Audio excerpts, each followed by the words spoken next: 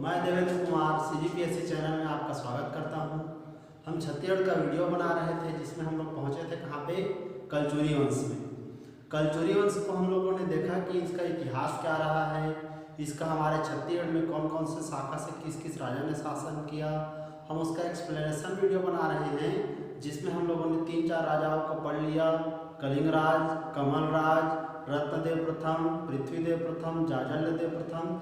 चलिए अब हम वीडियो को कंटिन्यू करते हैं। हमारे कलचुरी के रतनपुर शाखा चल रही है जिसमें हमारा नेक्स्ट राजा होगा कौन, रत्नदेव द्वितीय। ठीक है भाई। जाजलदेव आपका प्रथम को देखे थे जिसमें उसके बहुत सारे फैक्ट थे। उन्होंने त्रिपुरी के अधीनता को आपका विद्रोह किया था, गत सार्वभौम को उपाधि धारण की थी और आपका श्रीमद जाजलदेव अंकित कराया था अपने सिक्कों में। देखते हैं रत्नदेव द्वितीय ने क्या किया। इन्होंने त्रिपुरी की अधीनता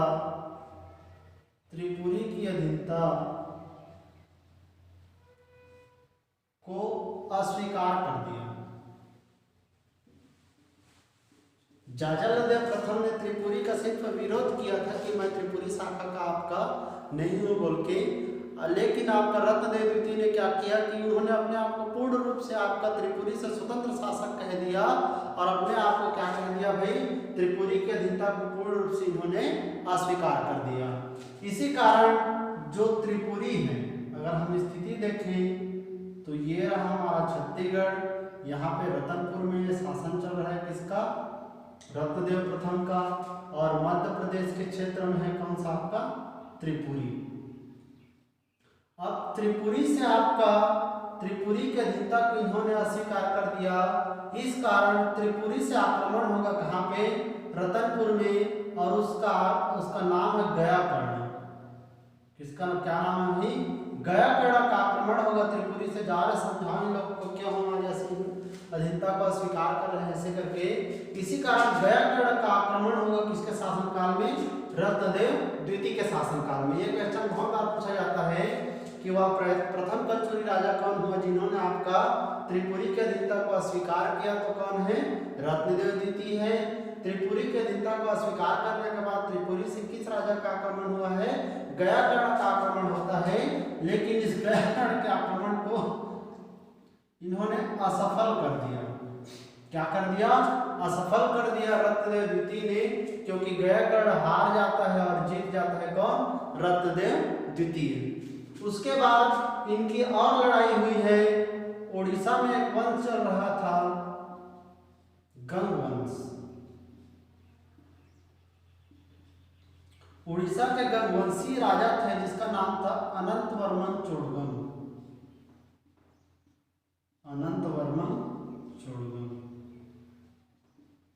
ठीक है, तो याद रखना इसको। उड़ीसा में गंग वंश का शासन चल रहा था तत्कालीन समय में। अनंतवर्मन चोड़गम का आक्रमण होता है किसके शासनकाल में, रत्नदेव द्वितीय के शासनकाल में। और अनंतवर्मन चोड़गम और आपका रत्नदेव द्वितीय दोनों के बीच लड़ाई होगी शिवरी नारायण में। कहाँ होगी भाई, शिवरी नारायण में लड़ाई होगी। यह शिवरी नारायण वही शिवरी नारायण है जिसको हम लोग रामायण काल में पढ़े, जांजगीर चांपा जिले का एक जगह है। तो रत्नदेव द्वितीय और अनंतवर्मन चोड़गम की लड़ाई हुई कहाँ पे, शिवरी नारायण में। और शिवरी नारायण के युद्ध में आपका अनंतवर्मन चोड़गम हमारा क्या हो जाता है, हार जाता है और आपका जीत जाता है कौन, रत्नदेव द्वितीय। इसके शासनकाल में यही क्वेश्चनों को बार बार पूछा जाता है कि त्रिपुरी का अधीनता स्वीकार करने वाला प्रथम कलचुरी राजा कौन, तो रत्नदेव द्वितीय। त्रिपुरी के अधीनता को अस्वीकार करने के कारण त्रिपुरी से एक व्यक्ति का आक्रमण हुआ जिसका नाम क्या था, गयाकर्ण। लेकिन इन्होंने इसको असफल कर दिया, परास्त कर दिया। इन्हीं के शासनकाल में उड़ीसा के गंगवंशी राजा अनंतवर्मन चोड़गम का भी आक्रमण हुआ। लेकिन शिवरी नारायण के युद्ध में उनको भी क्या कर दिया गया, परास्त कर दिया गया। इतने इंपॉर्टेंट फैक्ट है हमारे किसके बारे से, रत्नदेव द्वितीय। इसके बाद चलते हैं हम लोग पृथ्वीदेव द्वितीय। क्या नाम है हमारा, पृथ्वीदेव द्वितीय। इसके बाद राजा बनता है पृथ्वीदेव द्वितीय के छोटे भाई का नाम था, छोटे भाई का अकाल देव। क्या नाम था भाई? अकाल देव नाम था। पृथ्वीदेव द्वितीय के छोटे भाई का नाम था अकाल देव। इन्हीं की नाम पर एक शहर का निर्माण हुआ है जिसको हम आज जानते हैं किस नाम से? अकलतरा के नाम से। तो ये क्वेश्चन आपको बार बार पूछा जा सकता है कि अकलतरा शहर का निर्माण किसके नाम पर किया गया है? तो अकाल देव के नाम पर किया गया है। और अकाल देव किसका छोटा था? तो पृथ्वीदेव द्वितीय का। बातें क्लियर हो रही है? पृथ्वीदेव द्वितीय का आपका सेनापति था जगपाल। क्या नाम था इसका? जगपाल नाम था, जो कि सेनापति था किसका? पृथ्वीदेव द्वितीय का। जगपाल नाम के सेनापति ने इनका साम्राज्य विस्तार किया। क्या विस्तार किया? साम्राज्य विस्तार किया। इन्होंने बहुत सारे क्षेत्र को जीत लिया था। काकरेर, ब्रह्मकोट, सारंगढ़, है ना। इस तरह से आपका दक्षिणी बस्तरी क्षेत्र का आपका ब्रह्मकोट वगैरह क्षेत्र को पूर्ण रूप से जीतकर जगपाल देव ने आपको किसके साम्राज्य में मिला लिया था? पृथ्वीदेव द्वितीय के साम्राज्य में मिला लिया था। याद रखना, इस क्वेश्चन को बहुत बार पूछा जाता है कि किसके शासन काल में कलचुरी वंश का साम्राज्य विस्तार बहुत बृहद हो गया था? तो उस राजा का क्या नाम है? पृथ्वीदेव द्वितीय है। और इसी जगपाल देव ने एक मंदिर का जीर्णोद्धार कराया। एक मंदिर का क्या कराया? जीर्णोद्धार कराया, जिस मंदिर को हम जानते हैं राजीव का राजीव लोचन मंदिर।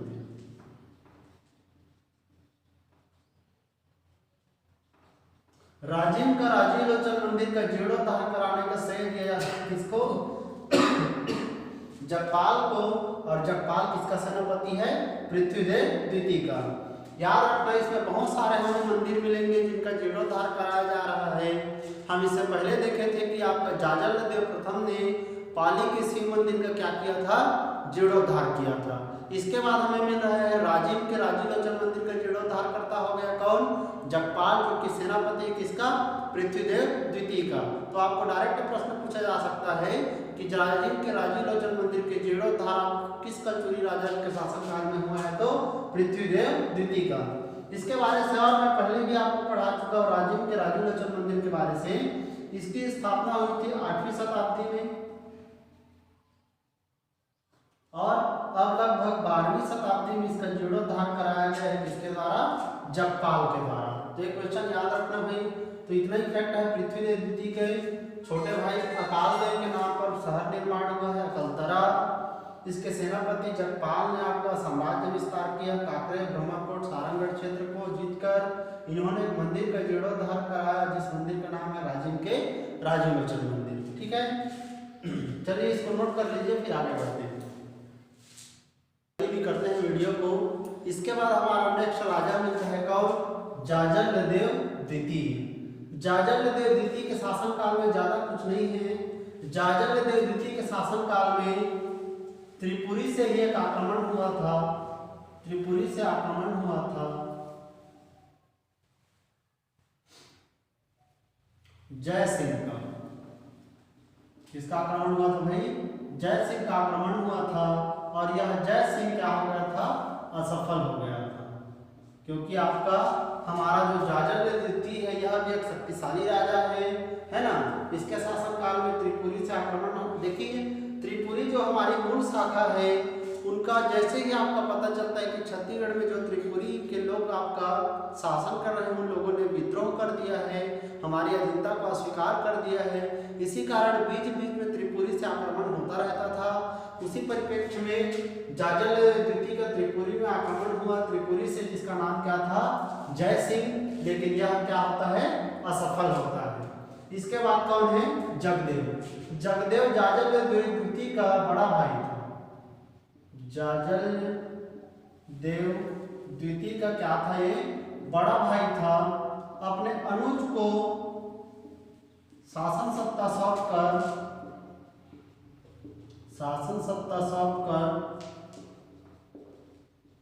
यह उड़ीसा चला गया था। क्या चला गया था? उड़ीसा चला गया था। और जैसे ही रिटर्न आता है फिर से राजा बन जाता है कौन? जगदेव। तो याद रखना पृथ्वीदेव द्वितीय के आपका बड़ा भाई था जगदेव, जो कि अपने अनुज मतलब जाजादेव को आपका शासन सत्ता सौंप करके कहाँ चला गया था? उड़ीसा चला गया था। और उड़ीसा से आने के बाद इन्होंने फिर से अपना राज्य आपका अधिग्रहण कर लिया। इसके बाद है रत्नदेव तृतीय। रत्नदेव तृतीय के प्रधानमंत्री का नाम था गंगाधर। क्या नाम था भाई? गंगाधर नाम था। और इसके शासन काल में ये जो गंगाधर नाम का जो इनका प्रधानमंत्री है, यह बहुत ही योग्य एवं कुशल व्यक्ति था। योग्य एवं कैसा व्यक्ति था? कुशल व्यक्ति था। इनके शासन काल में बहुत बड़ा दुर्भिक्ष पड़ा था। बहुत बड़ा क्या पड़ा था? दुर्भिक्ष पड़ा था। दुर्भिक्ष कहने का अर्थ होता है अकाल पड़ा था, है ना। इस क्वेश्चन को कई बार पूछा जाता है कि किस कलचुरी राजा के शासन काल में बहुत बड़ा दुर्भिक्ष या अकाल पड़ा था? तो कौन है? रत्नदेव तृतीय है। और इस बहुत बड़े दुर्भिक्ष और अकाल को नियंत्रित किया था किस व्यक्ति ने? गंगाधर ने, क्योंकि एक कुशल एवं योग्य व्यक्ति था। इस कारण गंगाधर ने आपका जितनी भी इनकी संपत्ति थी आपका राजा की, उन सब को प्रजा की भलाई के लिए लगा देते हैं और आपका अकाल से पीड़ित व्यक्तियों को भोजन उपलब्ध कराते हैं। तो याद रखना है हमें, इसके प्रधानमंत्री का क्या नाम है? गंगाधर। गंगाधर जी ने एक चीज और आप काम किया, एक मंदिर से आप हम पढ़े हैं, खरौत का एक मंदिर है आपका लक्ष्मणेश्वर मंदिर।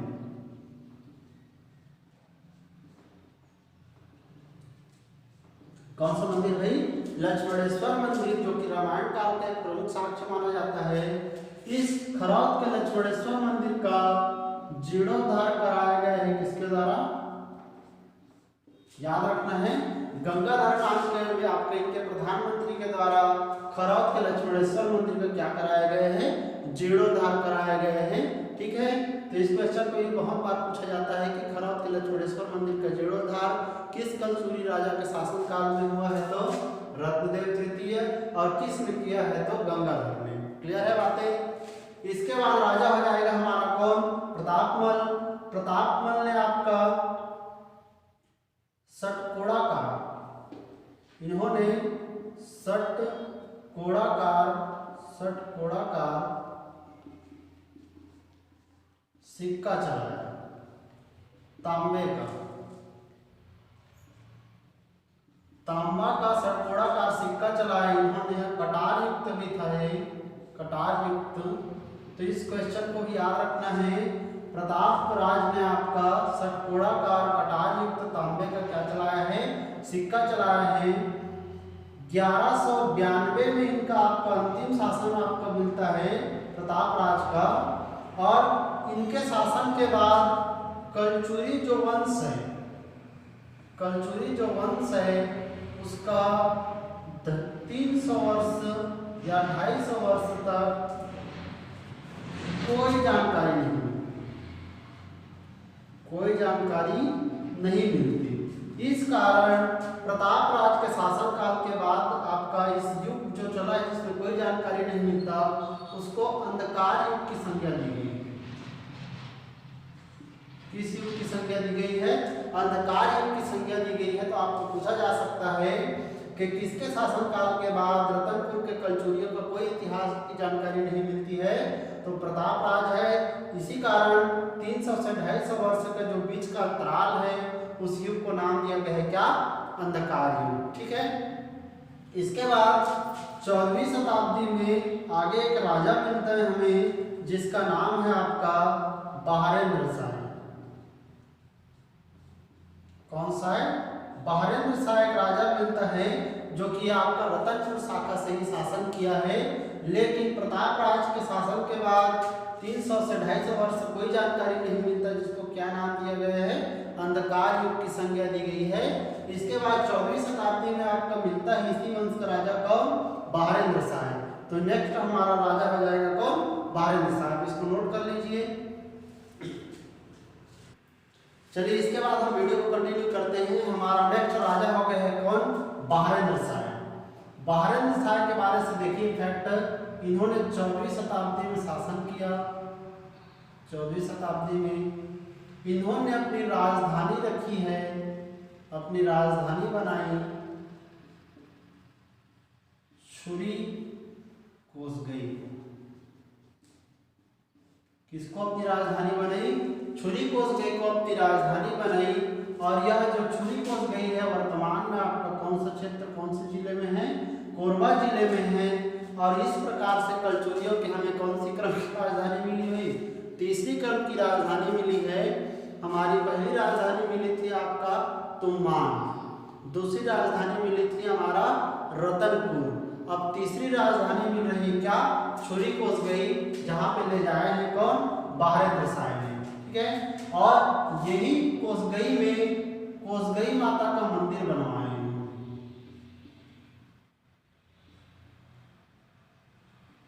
कोसगई माता का क्या बनवाया?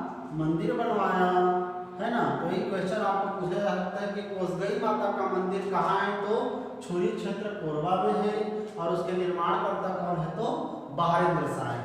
ठीक है, इसके बाद देखिए बाहरेंद्र साय के बारे से, और इन्होंने किला निर्माण कराया, जिस किला को हम जानते हैं चैतुरगढ़ का किला। किसका किला भाई? चैतुरगढ़ का किला निर्माण कराया, जो कि कोरबा क्षेत्र में है हमारा। को किस व्यक्ति ने कराया है? बाहरेंद्र साय ने कराया है। और चैतुरगढ़ के किला हमारा किस जिले में है? कोरबा जिले में। इस क्वेश्चन को बहुत बार पूछा जाता है कि चैतुरगढ़ का किला आपका छत्तीसगढ़ में आपका किस व्यक्ति, किस कलचुरी राजा ने निर्माण कराया है? तो बाहरेंद्र साय ने कराया है। और किस जिले में है? तो कोरबा जिले में। ठीक है, किस शताब्दी में बना है यह? 14वीं शताब्दी में। 14वीं शताब्दी में निर्माण किया गया है हमारा चैतुरगढ़ का किला, जिसको आपका छत्तीसगढ़ का कश्मीर भी कहते हैं।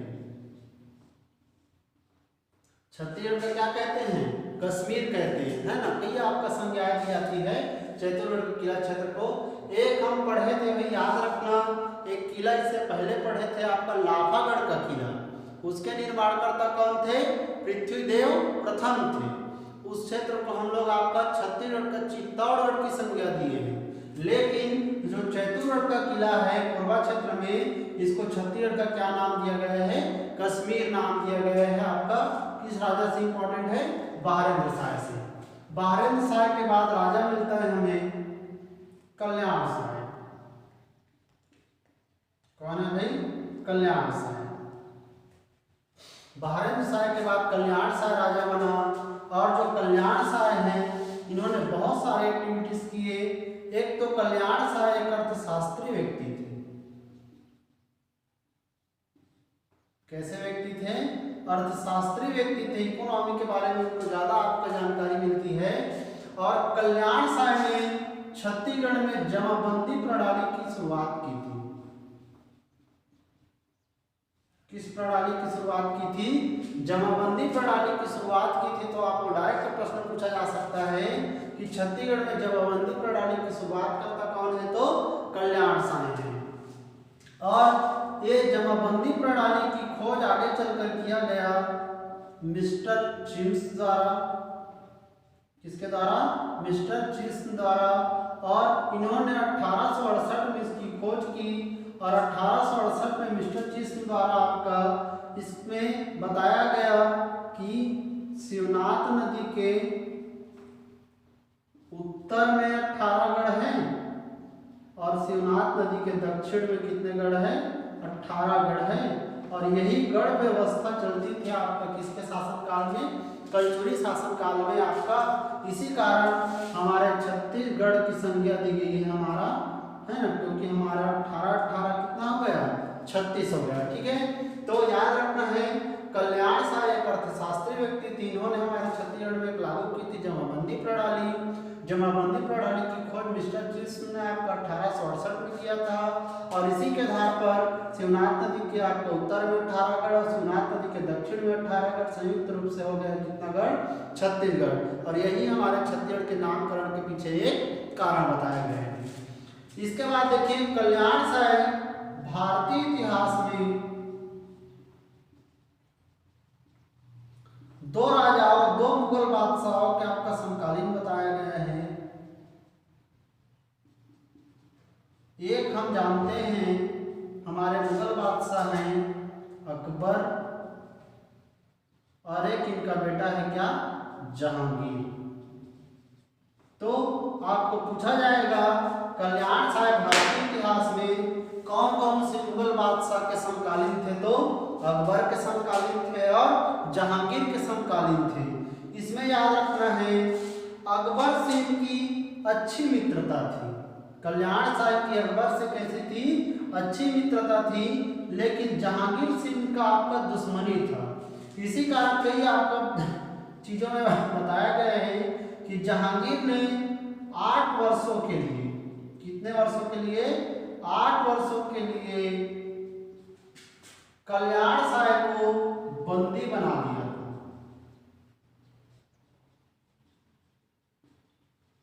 8 वर्षों के लिए कल्याण साहब को बंदी बना लिया था। किसने, आपका जहांगीर ने, जिसकी जानकारी गोपल्ला गीत में मिलती है। किस गीत में मिलती है, गोपल्ला गीत में मिलती है, जो कि विशेष तौर पर बस्तर क्षेत्र में आपका गाया जाता है। तो इस क्वेश्चन को बहुत बार पूछा जाता है कि कल्याण साहब को 8 वर्षों के लिए जहांगीर ने आपका गायब कर दिया था, बंदी बना लिया था, जिसकी जानकारी किस गीत से मिलती है, तो गोपल्ला गीत से मिलती है, जो मुख्यतः गाया जाता है किस आपका क्षेत्र में, बस्तर क्षेत्र में। अगर इसमें बात करें इनके शासनकाल की, तो अकबर का शासनकाल था 1556 से आपका 1605, और जहांगीर का शासनकाल 1605 से 1627।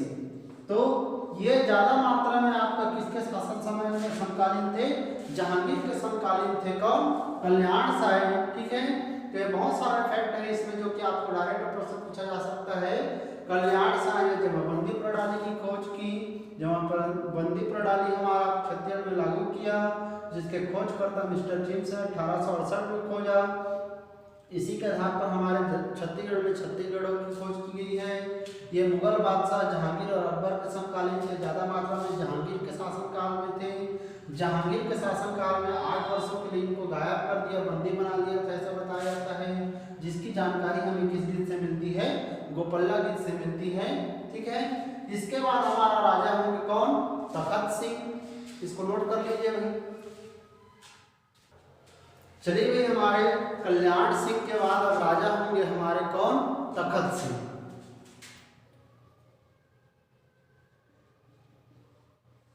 तखत सिंह आपका 17वीं शताब्दी में इन्होंने शासन किया, 17वीं शताब्दी में। और तखत सिंह समकालीन थे औरंगजेब के। किसके समकालीन थे, औरंगजेब के समकालीन थे। औरंगजेब का शासनकाल देखें हम, तो औरंगजेब का शासनकाल था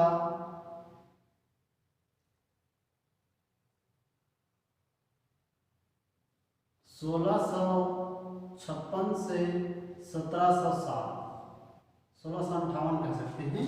तो औरंगजेब के समकालीन थे आपका कौन से, तखत सिंह। और तखत सिंह ने इनकी शासनकाल की आलोचना की है, शासनकाल की आलोचना की है। किसके शासनकाल की, औरंगजेब के शासनकाल की। तो इस क्वेश्चन को आपको पूछा जा सकता है कि मुगल बादशाह औरंगजेब के समकालीन कौन से आपका कलचुरी शासक थे, तो तखत सिंह थे। इनके शासनकाल की आलोचना की गई है औरंगजेब की, क्योंकि औरंगजेब तत्कालीन कट्टर शासक था आपका, है ना, हमें पता है। इसी कारण इनके शासनकाल की क्या की गई है, आलोचना की गई है। तखत सिंह ने एक शहर का निर्माण किया, जिसको हम जानते हैं अभी तखतपुर के नाम से, जो कि बिलासपुर के आपका समीप आपका एक क्षेत्र है। तखतपुर शहर का निर्माण किस व्यक्ति ने किया है, तो तखत सिंह ने किया है। याद रखना है 17वीं शताब्दी में शासन किया, समकालीन थे औरंगजेब के। औरंगजेब के शासन की आलोचना की है और शहर निर्माण किया है कौन, तखतपुर शहर। इसके बाद हमारा शासक है राज सिंह। चलिए राज सिंह के बारे से देखते हैं। राज सिंह के दरबारी कवि थे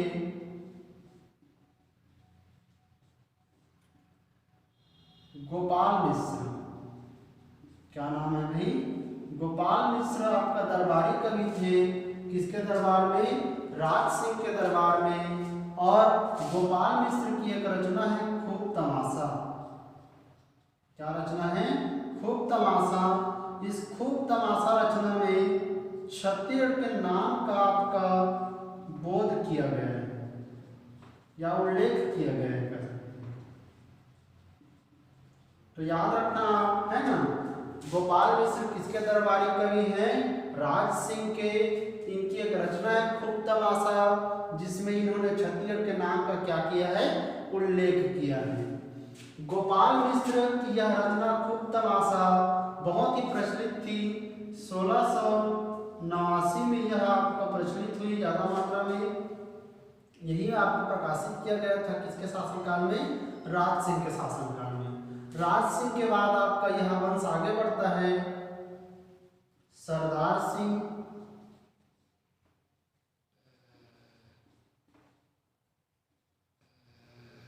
रघुनाथ सिंह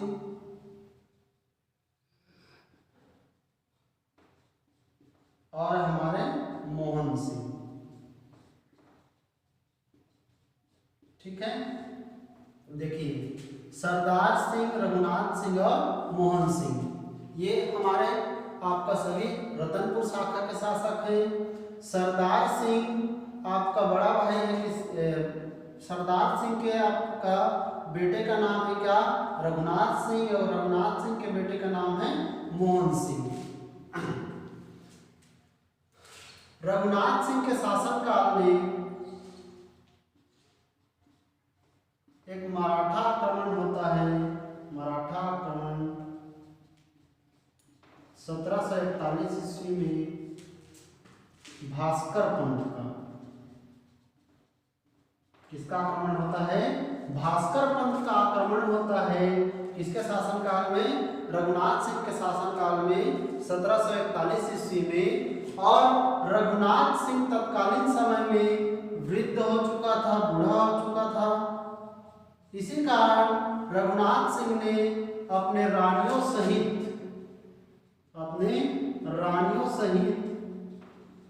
सफेद झंडा दिखा दिया। सफेद क्या दिखा दिया? झंडा दिखा दिया, जो कि आपका प्रतीक है समर्पण का। ये लड़ाई झगड़ा नहीं कर पाए भास्कर पंथ से, और भास्कर पंथ से 1741 में पराजित हो जाते हैं कौन? रघुनाथ सिंह। ये अपना हार मान लेते हैं, रानियों से सफेद झंडा दिखा देते हैं और अपने आप को समर्पित कर देते हैं किसको? भास्कर पंथ को। और यही से हमारा मराठाओं का आपका आगमन हो गया है और मराठा आधिपत्य की शुरुआत हो गई है। भास्कर पंथ ने कहा कि भाई तत्कालीन समय में हम आपके प्रत्यक्ष शासन तो यहाँ पे नहीं करेंगे, अभी शासन आप ही कीजिए, हम आगे जब आएंगे तब हम शासन सत्ता को अपने हाथ में लेंगे। और ऐसे करते हुए भास्कर पंथ ने परास्त करके चले गए आपको किसको? रघुनाथ सिंह को। इसके बाद रघुनाथ सिंह के बाद मोहन सिंह शासक बना। मोहन सिंह एक आपका कुटिल व्यक्ति था। क्या व्यक्ति था? कुटिल व्यक्ति था।